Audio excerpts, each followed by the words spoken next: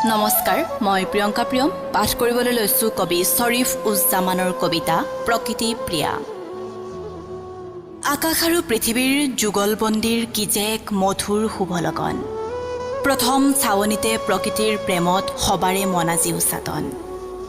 এচাতি মলয়াই এই কথাকে যেন কৈ গ'ল অতি সন্তপৰ্ণে মোৰ কাণে কাণে। আৰু সানি দিলে গালে মুখে মোৰ মই নজনাকে সপোনৰ সাতোৰঙী ৰং।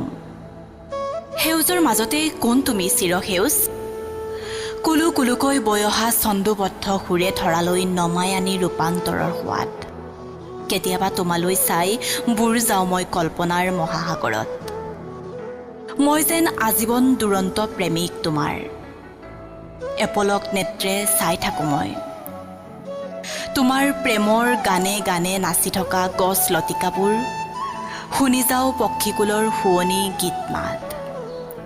হে প্ৰকৃতি প্ৰিয়া, তোমাৰ বক্ষ যুগলত ঠেকা খাই বাউলী হৈ বৈ অহা নদী নিজৰা, মানুহৰ পাষাণ হৃদয়ৰ পৰশমণি সূৰুযেও ৰাখি ৰাখি মেঘৰ ফাকেৰে তেতিয়া মাৰে বেকা হাঁহি। তুমি আমন্ত্ৰণ নকৰিলেও সকলো পৰে তোমাৰ প্ৰেমত। তুমিতো নাজানা তোমাৰ ৰূপ লাৱণ্যত আমি মতলীয়া আজি।